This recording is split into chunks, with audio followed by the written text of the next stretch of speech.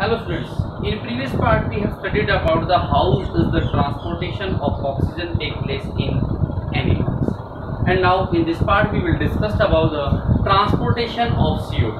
How is the CO2 transported to all body parts and through the blood into the alveoli or lungs. There are three means CO2. How is CO2 produced? As we know that the O2 entered in our body, this O2, this oxygen oxidize the food and release CO2, water and energy. These are the products which are formed after the oxidation of food take place inside the body. अब जो CO2 produce हुई है तो वो CO2 हमारी sales के अंदर excess amount में प्रोड्यूस होती है और ये CO2 हमारे बॉडी के अंदर से बाहर निकालने में किस प्रकार से पास आउट होती है। थ्री मीन्स होते हैं, थ्री इसके स्टेप्स होते हैं। तीन स्टेप्स के द्वारा ऑक्सीजन CO2 जो होती है हमारे टिश्यू से लंग्स और लंग्स से एक्सपेंड कर दी जाती है। वो थ्री मीन्स क्या है? डिजोल्व फॉर्म में भी चलती है। CO2 जो होती है प्लाज्मा के साथ डिजोल्व होकर के ओनली 7% ही पास आउट होती है। एक्सेस अमाउंट में इसका ट्रांसपोर्टेशन जो होता है वो बाइकार्बोनेट आयंस के रूप में होता है। बाइकार्बोनेट आयंस क्योंकि जो कि कार्बोनिक एसिड बनाता है और ये कार्बोनिक एसिड जल्दी ही डिसोशिएट हो जाता है एक विशेष प्रकार का एंजाइम जिसका नाम होता है कार्बोनिक एनहाइड्रेस। तो बाइकार्बोनेट आयंस के रूप में नियरली 70% CO2 का ट्रांसपोर्टेशन होता है। तो बाकी 20 से 25% जो CO2 का ट्रांसपोर्टेशन होता है वो होता है कार्बिनो हीमोग्लोबिन के कारण। Haemoglobin, as we know that haemoglobin it is made up of two words, haem and globin. Haem means iron substance and globin means protein. जो CO2 होती है वो भी हीमोग्लोबिन से रिएक्शन करती है but not like as oxygen. Oxygen जो होती है वो आयरन सब्सटेंस से रिएक्शन करती है, हिम से रिएक्शन करती है। CO2 हिम से नहीं ग्लोबिन प्रोटीन से करती है जो कि कार्बिनो हीमोग्लोबिन बनाती है और उसके द्वारा 20 से 25% इसका ट्रांसपोर्टेशन होता है and finally reach to the alveoli and through alveoli it exhales through the body. So in this part we will discuss briefly transportation of CO2. You have to write in your notebook transport of CO2. When O2 या oxygen reaches to the body cells, oxidation of food take place. Oxidation of food takes place during CO2, H2O and energy are produced. क्योंकि जब food का oxidation होता है तो CO2, water and energy produce होती है, or produced. CO2 in gaseous form diffuses out of the cells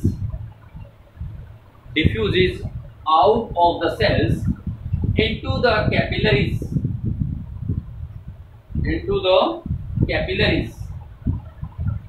where it is transported, जहां से इसको ट्रांसपोर्ट कर जाता है in three different means, तीन डिफरेंट तरीकों से, तीन डिफरेंट मेथड से, three different means. First one is in dissolved form through plasma. In dissolved form through plasma. Plasma के द्वारा ये डिसॉल्व फॉर्म में ओनली 7% ही करती है। About 7%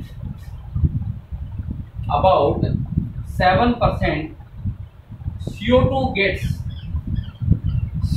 gets transported in dissolved form.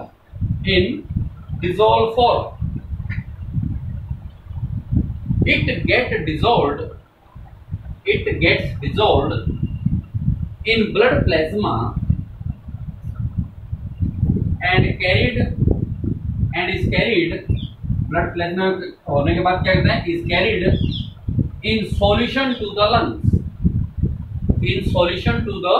lungs. This is the first means by which CO2 transported. कि lungs तक CO2 cell से किस प्रकार आती है। ओनली 7% ये प्लाज्मा के अंदर, ब्लड का जो प्लाज्मा उसमें डिसोल्व हो जाती है और लंग्स तक ट्रांसपोर्टेड होती है। एक्सेस अमाउंट में इसका ट्रांसपोर्टेशन होता है वो बाइकार्बोनेट आयंस के अंदर। तो सेकंड मींस इसका as bicarbonate ions, as bicarbonate ions 70% इसका ट्रांसपोर्टेशन होता है इसमें। About 70% of CO2 is about 70% of CO2 is converted in hydrogen carbonate HCO3 negative, क्योंकि यहाँ पर H2 होता तो पॉजिटिव रहता है, HCO3 negative ions and transported in plasma, यानी बाइकार्बोनेट आयन बनते हैं तब जाके प्लाज्मा से ट्रांसपोर्टेड होते हैं, transported in plasma. CO2 diffuses in RBC, CO2 जो RBC में डिफ्यूज होती है वो RBC में वाटर के साथ, यानी CO2 वाटर के साथ मिक्सअप होती है RBC के अंदर, तो फॉर्मिक एसिड बनाती है H2CO3। CO2 diffuses in RBC where it binds with water forming carbonic acid H2CO3। ये कार्बोनिक एसिड जो होता है जल्दी ही डिसोसिएट हो जाता है एक विशेष प्रकार के एंजाइम जिसको बोलते हैं कार्बोनिक एनहाइड्रेस। डिसोसिएट मतलब टूट जाता है। H2CO3 इसमें से हाइड्रोजन का एक मॉलिक्यूल निकल जाएगा, पॉजिटिव आयन निकल गया तो क्या बच गया, HCO3 बच जाता है। Carbonic acid quickly dissociates, carbonic acid quickly dissociates into hydrogen मतलब H positive ions, into hydrogen and HCO3 negative ions, HCO3 negative ions, as it is unstable,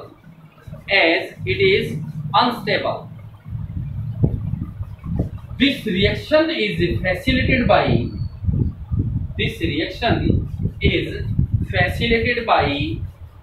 an enzyme। ये रिएक्शन किसके कारण है, एक एंजाइम के कारण जिसका नाम है carbonic anhydrase, facilitated by an enzyme known as carbonic anhydrase, carbonic anhydrase. तो रिएक्शन होगी उसमें क्या, CO2 RBC के अंदर CO2 पहुंचती है तो RBC में जो वाटर कंटेंट है उससे रिएक्शन करती है CO2 प्लस वाटर। ये प्रोसेस जो होती है रिवर्सिबल होती है, मींस फॉरवर्डली भी और बैकवर्डली, इसलिए इसका सिंबल 2 डबल हेडेड एरो से शो करेंगे। CO2 plus water after reversible reaction it forms H2CO3, क्या बोलेंगे इसको, कार्बोनिक एसिड H2CO3। उसके बाद जल्दी डिसोसिएट होगी, ये डिसोसिएट क्यों होगी, क्योंकि एंजाइम काम करता है इसके ऊपर। एंजाइम कौन सा, कार्बोनिक एनहाइड्रेस। यहां पर भी आप रिवर्सिबल रिएक्शन का साइन शो करेंगे, रिवर्सिबल रिएक्शन के ऊपर लिखेंगे कार्बोनिक एनहाइड्रेस, ये एंजाइम काम करता है तो जिसके कारण से H2CO3 ये कार्बोनिक एसिड डिसोसिएट हो जाएगा किसके अंदर, hydrogen H positive plus HCO3 negative, क्योंकि यहाँ पर H के 2 थे, एक निकल गया, एक रह गया, CO3 नेगेटिव आयन बनाते हैं। इसका कारण क्या है, क्योंकि कैटाबोलिज्म प्रोसेस होने के कारण से टिश्यू के अंदर CO2 का पार्शियल प्रेशर एक्सेस होता है, ज्यादा होता है। तो इसके नीचे लिखेंगे because partial pressure of CO2 high in tissue due to the catabolism process। यानी जो कार्बोनिक एसिड बनते हैं वो कार्बोनिक एसिड कार्बोनेट आयंस के अंदर एज वेल एज हाइड्रोजन में डिसोसिएट हो जाते हैं, किसके कारण से, क्योंकि एक्सेस अमाउंट में CO2 टिश्यू में बनती है। इसी रिएक्शन का रिवर्सिबल प्रोसेस जब ये लंग्स में पहुंचती है तब जाकर इसका क्या होगा, eight the alveolar site, or you can write that lungs, at the lungs the process is reversed। ये प्रोसेस दोबारा पलट जाती है, इस प्रकार जो आयन बने थे ये आयन दोबारा टूट जाएंगे। Reverse means CO2 and water formed means CO2 and water, यानी जो CO2 वाटर से ये आयन बने थे ये दोबारा रिवर्स हो जाएंगे, तो इसी से CO2 and water formed from HCO3 negative and hydrogen positive ions, HCO3 negative and H positive ions, इसी से दोबारा क्या बन जाएंगे CO2 और water. The reaction proceed as reaction के पीछे साइन आपने रिवर्सिबल रिएक्शन का देना, मतलब two double headed arrow, forwardly भी और बैकवर्डली भी। तो रिएक्शन लिखेंगे HCO3 negative plus H positive, after reversible reaction sign देके H2CO3 कार्बोनिक एसिड जिसको कहते हैं, इसके ऊपर फिर दोबारा कार्बोनिक एंजाइम एनहाइड्रेस जो है वो रिएक्शन करता है, तोड़ देगा इसको। तो यहाँ पर फिर दोबारा रिवर्सिबल रिएक्शन का साइन और उसके ऊपर लिखेंगे कार्बोनिक एनहाइड्रेस, इसमें डिकम्पोज कर देगा वाटर एंड CO2। दोबारा वही, क्यों? लंग्स में पहुंच गई CO2 और लंग्स के अंदर CO2 का पार्शियल प्रेशर लेस होता है, सेल में ज्यादा, क्योंकि वहां पर ऑक्सीडेशन फूड हुआ था। CO2 का पार्शियल प्रेशर सेल में या टिश्यू में हायर होता है, लंग्स में पार्शियल प्रेशर CO2 का लेस होता है। तो इसके नीचे लेंगे because partial pressure of CO2 low in lungs, this is the second means by which CO2 transport. And third means is carbaminohaemoglobin बनाती है। कार्बिनोहीमोग्लोबिन कैसे बनाएगी? थर्ड मीन है इसका बाय आरबीसीज, यानी आरबीसी के द्वारा ट्रांसपोर्टेशन होता है, एज कार्बिनोहीमोग्लोबिन, जिसको आप क्या लिख सकते हैं HbCO2।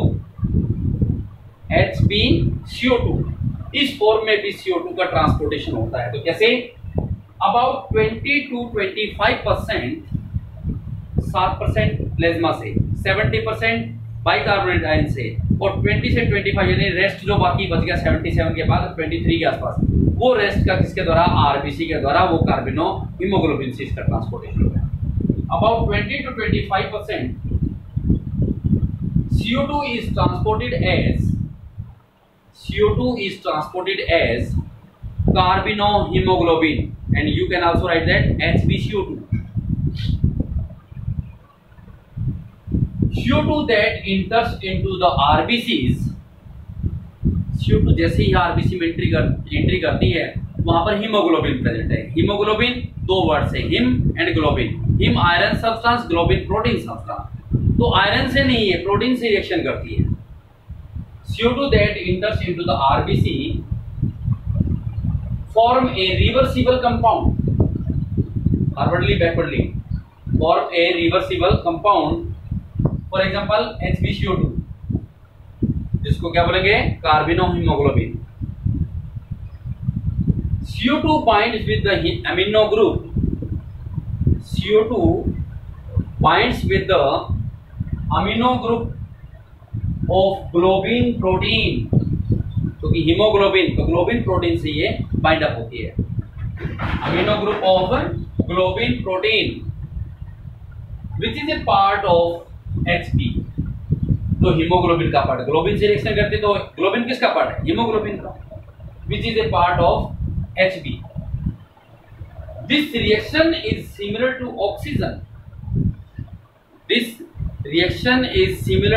ऑक्सीजन, ये रिएक्शन होती है जो ऑक्सीजन की सिमिलर ही है, लेकिन ऑक्सीजन रिएक्शन करती है हिम से और ये रिएक्शन करती है ग्लोबिन से। But CO2 binds not with him, जो हीमोग्लोबिन का हिम पार्ट है उससे रिएक्शन करती है। CO2 binds not with him part but bind with protein part,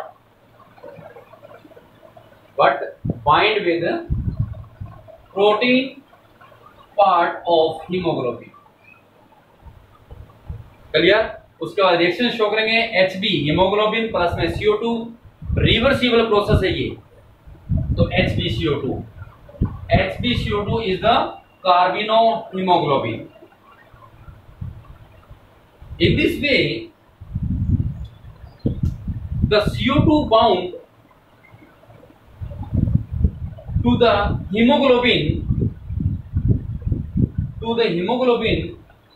form tissues in, इस प्रकार जो CO2 है वो ग्लोबिन से, हीमोग्लोबिन से रिएक्शन करती है, उसके साथ बाइंड अप होती है और टिश्यू से लेकर के ये एल्वियोली और वहां से ये एक्सहेल्ड कर दिया. From tissue in deliver to the, क्योंकि टिश्यू मध्ये बाइंड अप हुई है, tissue in deliver to the alveoli where it is exhaled out.